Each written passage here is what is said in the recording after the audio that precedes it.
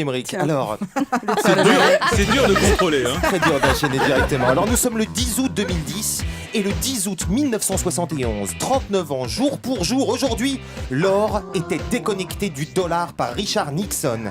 Et de là découlent en grande partie tous nos problèmes économiques. Pour la première fois depuis l'histoire de l'humanité, les monnaies ne sont pas liées à quelque chose. L'argent est fabriqué à volonté. C'est l'une des pierres angulaires d'un des livres les plus attendus de la rentrée. C'est L'inéluctable révolution de Marc Dugois qui explique pourquoi et comment, surtout si nous ne réagissons pas très vite en Europe, notre pays risque de sombrer dans une guerre civile. Alors pour Marc Dugois, nous misons trop sur la recherche, la formation, l'Europe et la croissance, alors qu'on devrait revoir les fondamentaux, la politique, l'économie et bien sûr l'éducation. Alors ce qui est intéressant dans ce livre, c'est qu'il explique très simplement que le capitalisme fait des victimes d'un nouveau genre et que la classe moyenne, en fait, elle disparaît en France.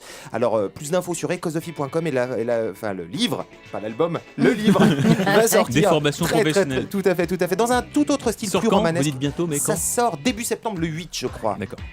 Dans un tout autre style plus romanesque, un recueil de nouvelles qui vient tout juste de sortir, très charmant et très mélancolique à souhait, dans un proche style de Michel Déon. Enfin, voilà, c'est Renaud Santamaria. Ça s'appelle Le Cœur en Berne. C'est 6 nouvelles qui étaient d'abord éditées dans la revue Bordel de Frédéric Becbédé et de Stéphane Millon, qui ont été regroupées. Et là, c'est absolument charmant. Alors, Renaud Santamaria, c'est un écorché vif. Il me fait penser un petit peu au personnage du film d'Éric Rochant dans Un monde sans pitié. Vous vous souvenez ? Il avait cette phrase magique qui disait mais toi, qu'est-ce que tu fais dans la vie ? Eh bien, moi, je soutiens le monde. Alors, Le Cœur en Berne de Renaud Santamaria, parfait pour les plages. Dans un tout autre style, un roman, une belle histoire d'amour qui s'appelle D'or, il faut que je te quitte. C'est le titre du premier roman de Delphine Comby. C'est ce qu'on appelle un roman grave sur un ton de la plaisanterie. Non, c'est à prendre très au sérieux. C'est le parcours d'une jeune femme très amoureuse d'un homme marié qui s'est toujours contenté d'un peu d'amour et qui finalement trouverait pas mal d'avoir beaucoup d'amour. Et ça sort chez l'éditeur. Et pour finir, très très vite, à lire cet été pour le romantisme, le bouquin de Didier Mansuy, une correspondance entre Auréode et Marcel Jouandeau, l'histoire incroyable d'animaux pas comme les autres du docteur Laetitia Barlerin, très très bien pour les enfants, pour la plage, le merveilleux pouvoir de l'inconscient de Lionel Agulot pour la relaxation, et à ne pas lire surtout Le secret de Rhonda Byrne, qui fait un tabac toujours, parce que j'attends toujours les chèques dans ma boîte aux lettres, c'est sur la loi de l'attraction, vous savez, dans le développement personnel, très important ce bouquin, c'est vendu à plus de 30 millions d'exemplaires, je le rappelle, donc non, ça marche pas trop, et surtout le régime du camp, vous n'aimez pas. non. Et le régime du camp qui oublie tout simplement de nous dire l'essentiel, comment préparer nos proches au changement de poids. Parce que depuis, il paraît qu'on ne compte plus les divorces. Et oui, maigrir fait divorcer. C'est Voilà, maigrir Émeric, qui fait pour divorcer. ma sélection. C'est maigrir qui fait divorcer. Tout à fait. On aurait Les femmes qui pensé que c'était le maigrissent, contraire. Oui, il y a grâce des au régime du rapprochements camp, après. Ah oui, elles se barrent. changent de vie. Elles se barrent une fois Il qu'elles y a ont des, perdu il y a des quelques kilos. rapprochements qui Ou les mecs aussi, j'imagine. Ah, oui, tout à fait. Non, D'accord. Comment ? Non, Ils n'ont jamais eu le courage de partir, vous le savez très bien. Attention. on parlera, Mathilde. Baptiste Liger.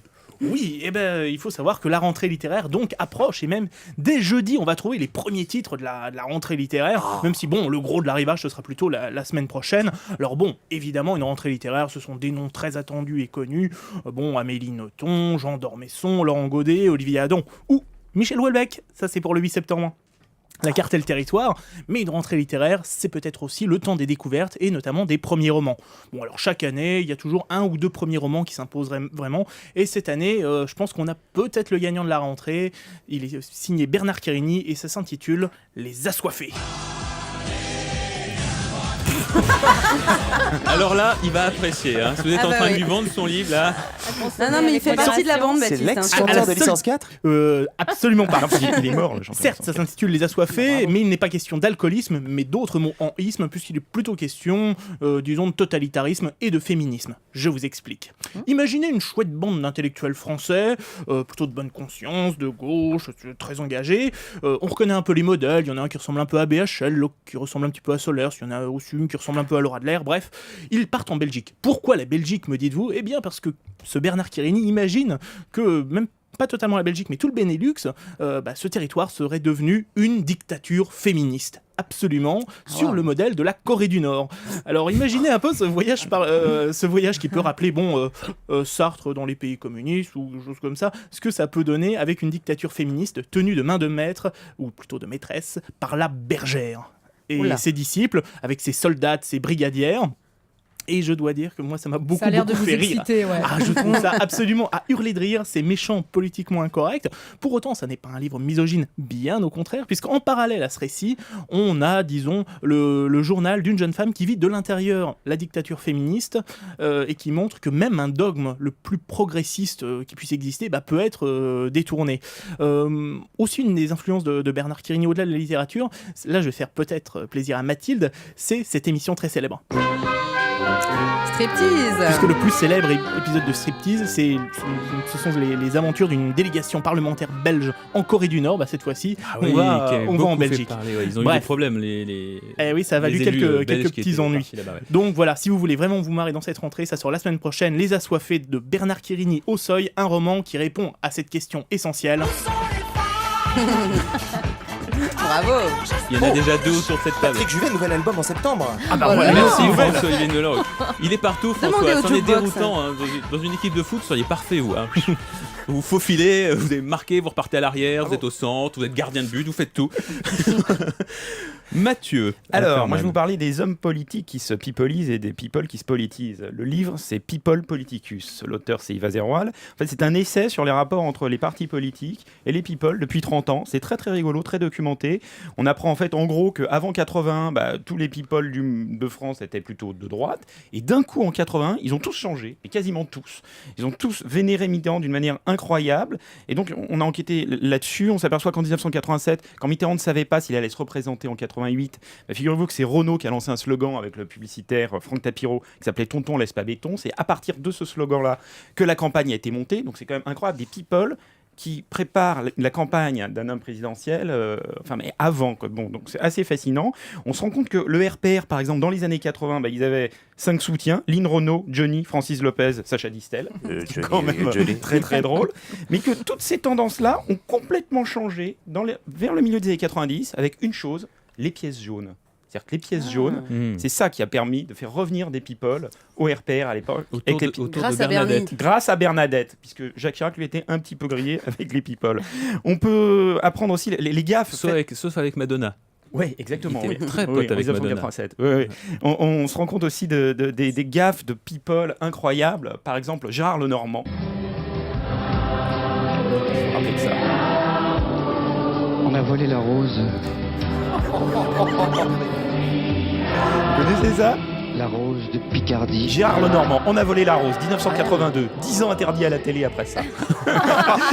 Et il dit que naïvement, il ne comprenait pas que la rose avait été récupérée par le PS. Mais c'est un petit peu raté. Bon, les années 2000... Le Luron avait fait un truc un peu similaire. Oui, mais le Luron était humoriste, alors que Gérard Lenormand... C'est drôle aussi, c'est drôle. Donc, dans les années 2000, alors Sarkozy, très bizarrement, tous les gens qui soutenaient Mitterrand ont basculé vers le sarkozysme. La même chose. Alors, ça a donné quelque part des débordements. Le ciel est allant et j'entends. Voilà, on se rappelle. FM. Voilà, live, Mireille Mathieu, live. Le soir, bon. Et en fait, ce livre montre un truc, moi j'ai ressorti, c'est qu'on a souvent dit que les people étaient un petit peu instrumentalisés par les partis politiques. Moi je pense que c'est exactement le contraire, qu'ils savent exactement ce qu'ils font les people, qui soutiennent toujours l'homme ou la femme qui est susceptible de gagner. Toujours. Je veux dire, Chirac n'avait aucune chance dans les années 80, Mitterrand avait toutes les chances qu'il a en 81, et dans le cas extrême, la collaboration, Deuxième Guerre mondiale.